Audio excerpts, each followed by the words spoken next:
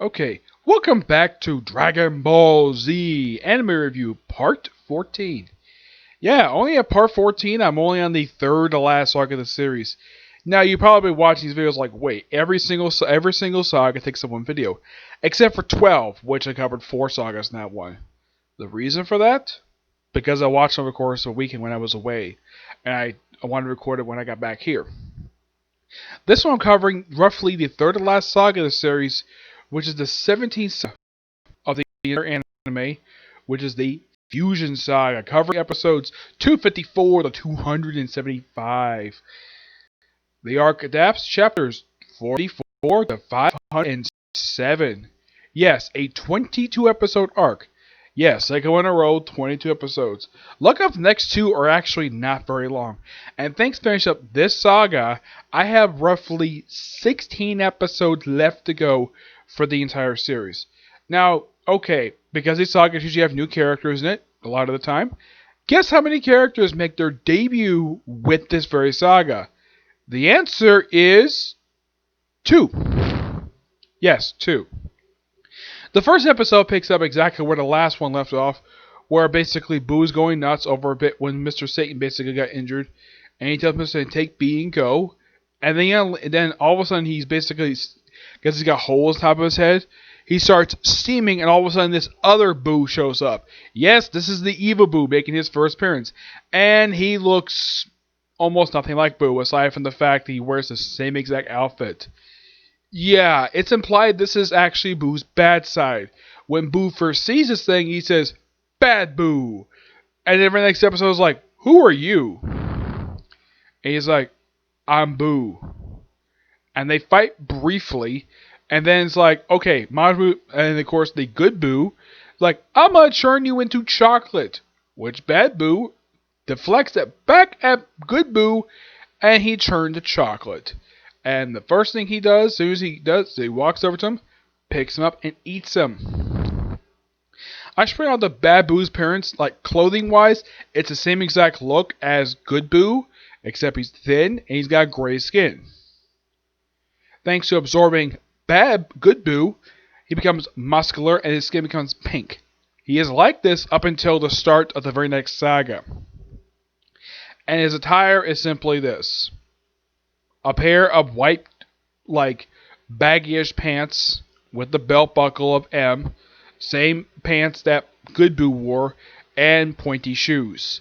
Yeah, basically an Arab-style pants that he wears. Yeah, he never wears a shirt. Nope. The only time he puts on, like, any form of clothing is when he absorbs people. Yes.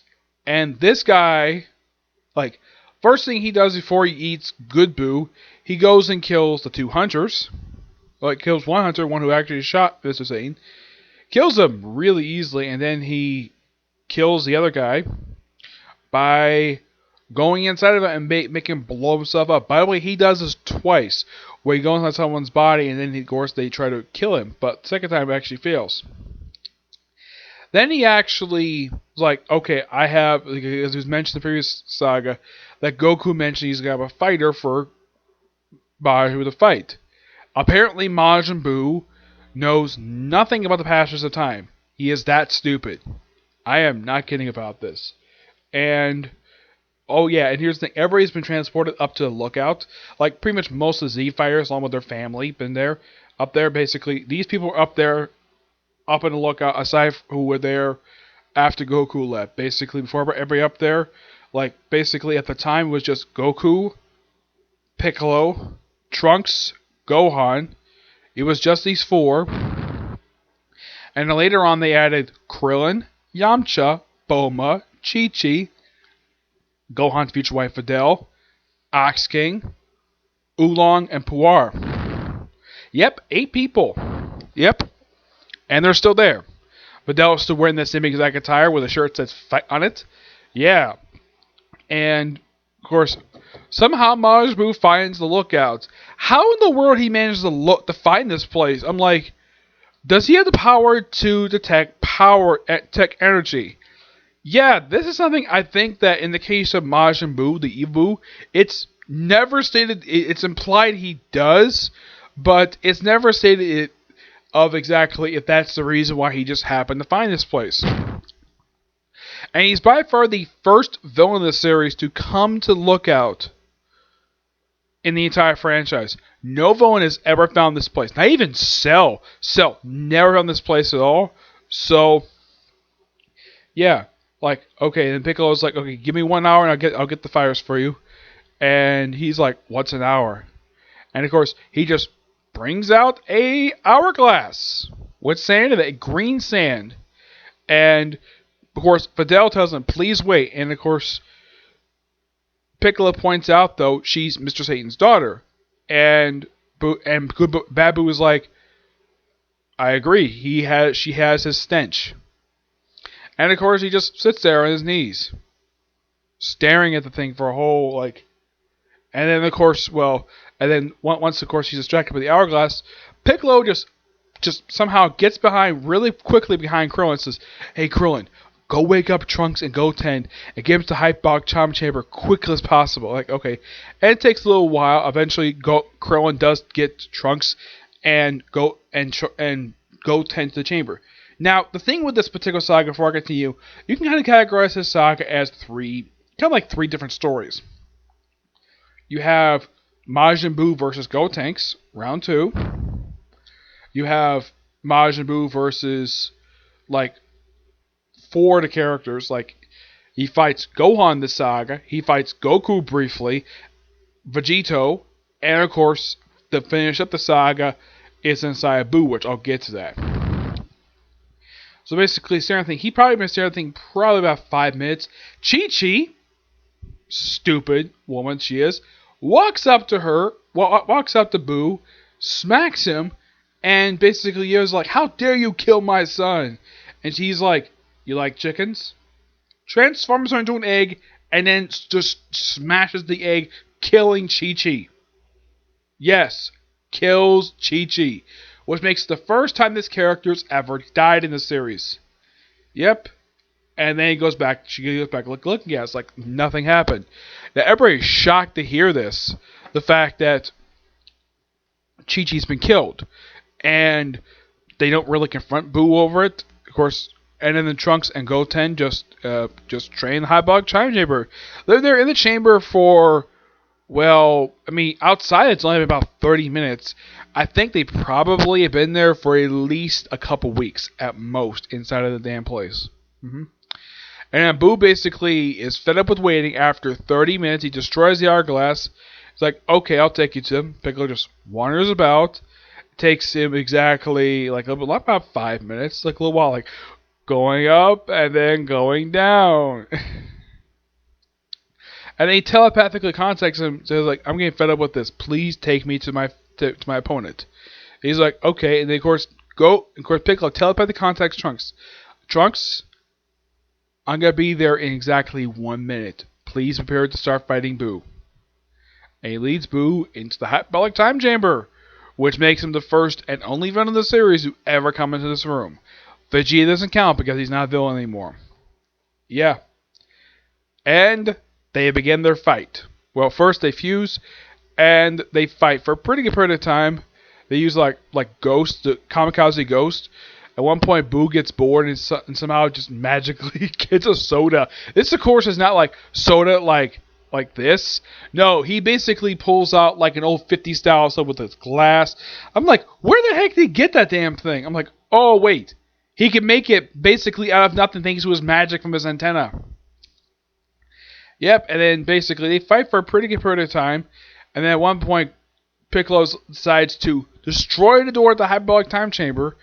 And he's like, and of course Trunks, Gotenks basically says, I'm kind of running low on power. And it could be in the fusion. He's like, oh crap, I'm trapped. Like, no candy, no ice cream. Yeah, it's important. The thing about this character, he loves sweets, and apparently this is the only thing he eats. And I'm like, how is he not putting on weight when he's eating all these sweets? Excuse me, this is actually more probably find out later. Then he just basically screams, gets to the Hyperbolic Time Chamber, and then he's like, candy, licks his lips, and then he goes on a massive killing spree, killing everybody, with the exception of Dende. Yeah, Dende actually survives this little massacre. Yeah. Yeah, I call it the Candy Massacre. First two people he turns into, first he turns Krill into candy, like turns to chocolate, and then he turns 18 and Marin. Yes, 18 and Marin, and eventually everybody else gets turned to chocolate. With the exception of Dende, he gets basically blasted away by Mr. Popo. And everybody gets eaten by Majin Buu. And eventually Goten's like, okay, first I try yelling, it doesn't work. And Goten, hey, how about if I do this? So he proceeds to go to Super Saiyan 3, which makes him the second character in the series to go to this particular mode. And he's basically in this mode for quite some time, for at least for several episodes. He's able to get out, and he basically, when he gets outside, Boo has just finished eating everybody's, like, the people chocolate, and he basically is informed that he's like, gets very angry, and then slowly, Majin Buu decides to wreck the lookout and then completely destroy the damn thing. Yep, make it the second time. Of course, when he gets outside, Piccolo's like, oh no, not again.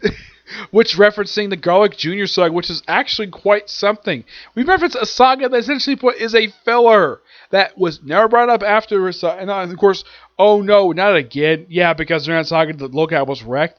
And this is worse. Like, oh my gosh. Like, it is completely destroyed.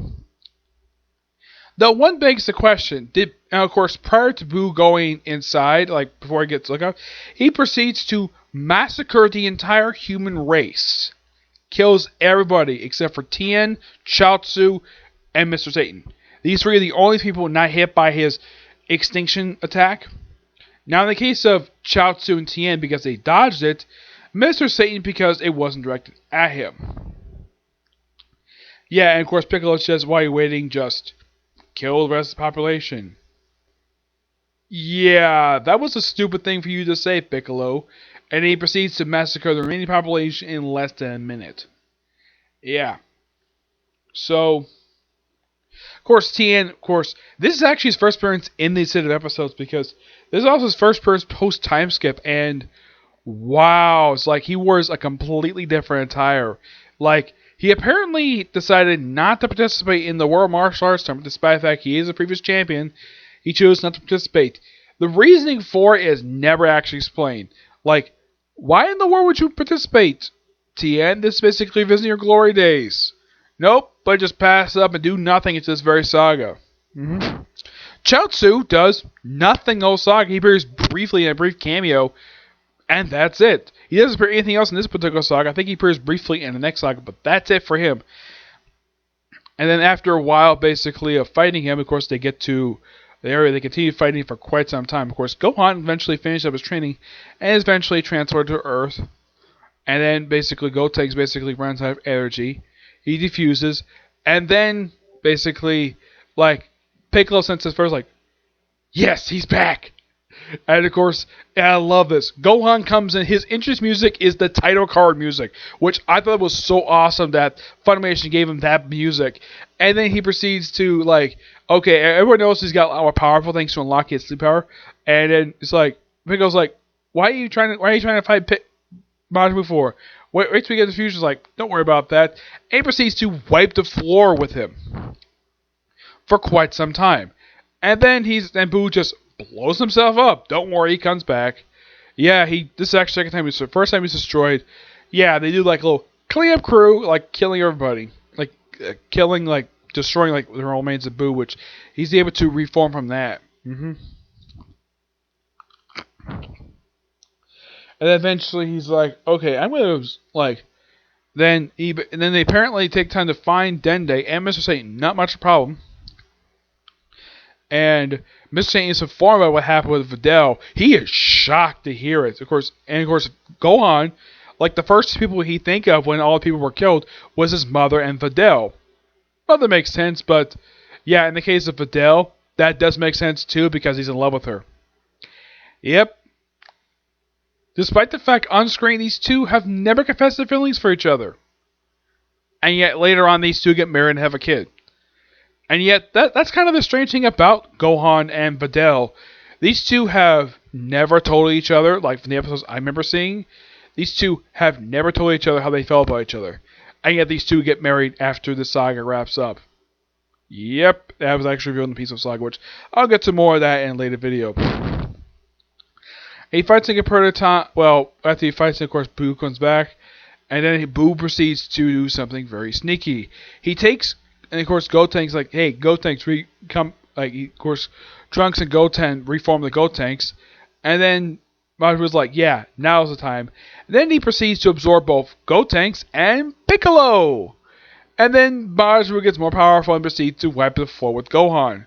And Goku was not liking this at all, so he's like, I gotta get it, but I can't because the Halo, they did. And then Okai is like, I'll give you my life. And he sort of, in the way, kills himself, though he does come back less than a minute. Goku is reborn and proceeds to transport to Earth.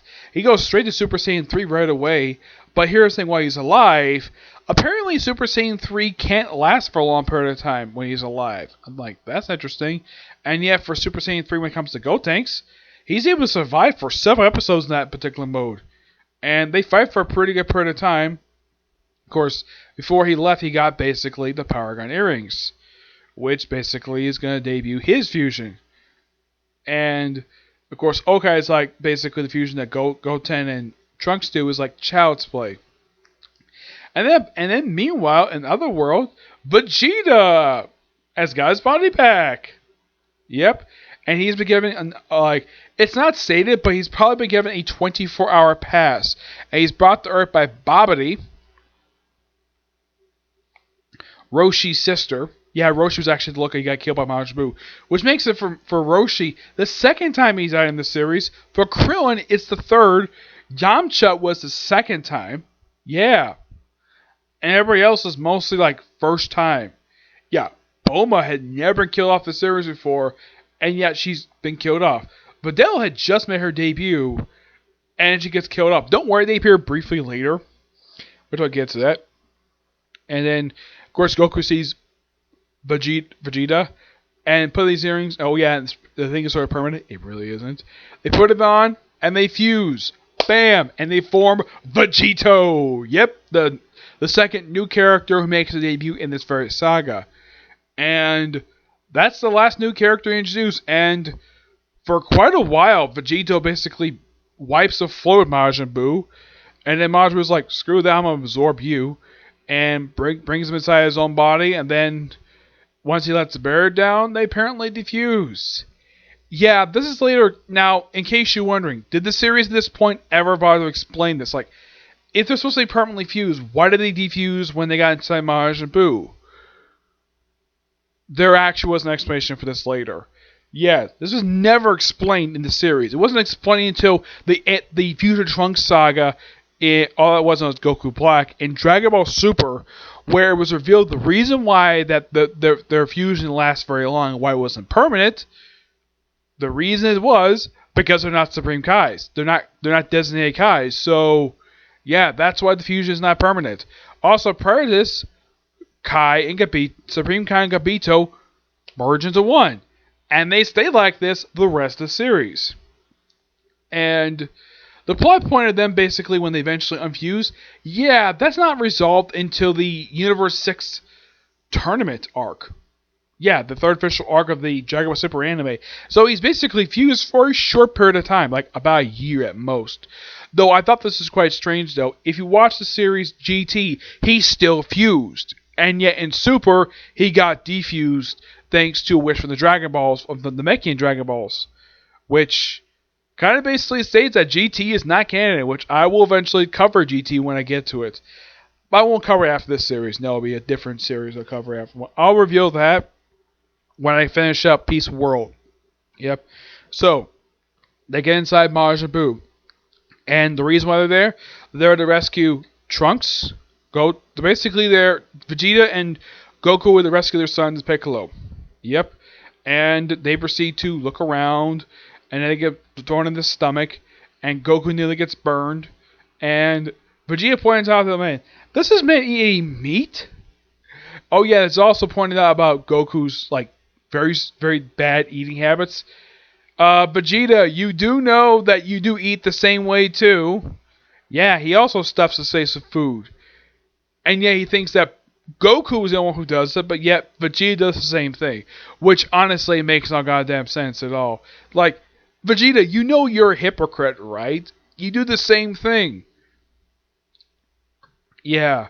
And then eventually they get out of the stomach, and then they find like some worms, and of course like, oh no, like indigestion. And then basically Majin Buu is like apparently decides to like make a porta potty out of a rock because he can, and he proceeds to go number one in there. And he gets out. It's implied he may wash his hands. I don't know. There probably may have been a wash station for his hands, but it's never really stated if he did. He probably did. Thank God we didn't see Majin Buu's dick. That would have been absolutely disgusting to see. We have not seen alien dick in this show. Yeah, thank God we didn't see that. And apparently it looks like though that his belt can actually come apart.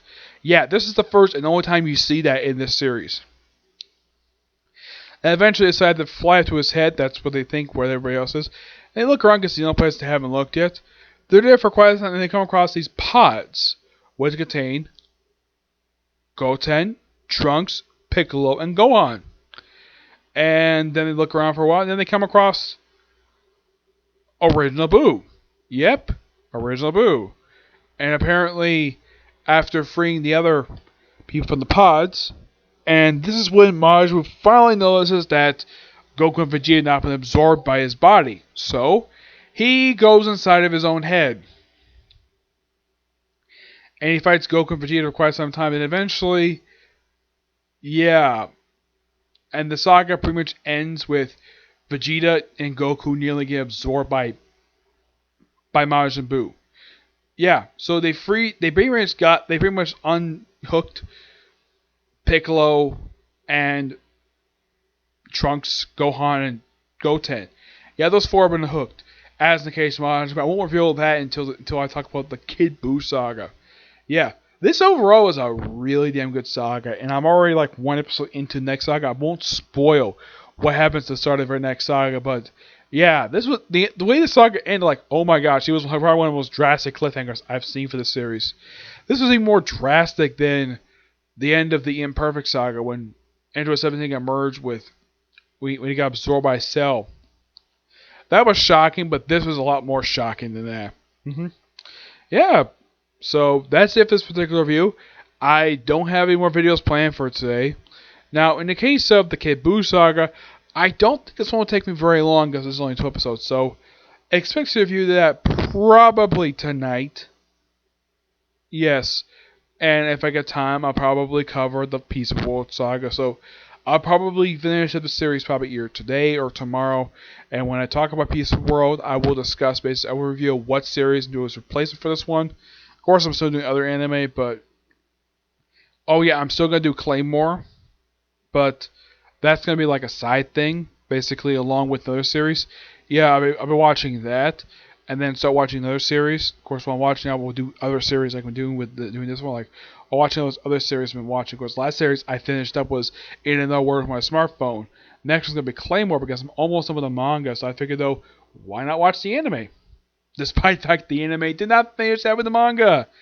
I will discuss the anime sometime in the near future. I'll probably do the first review for that probably tomorrow at the latest. Yep. But until you see the next video. Bye.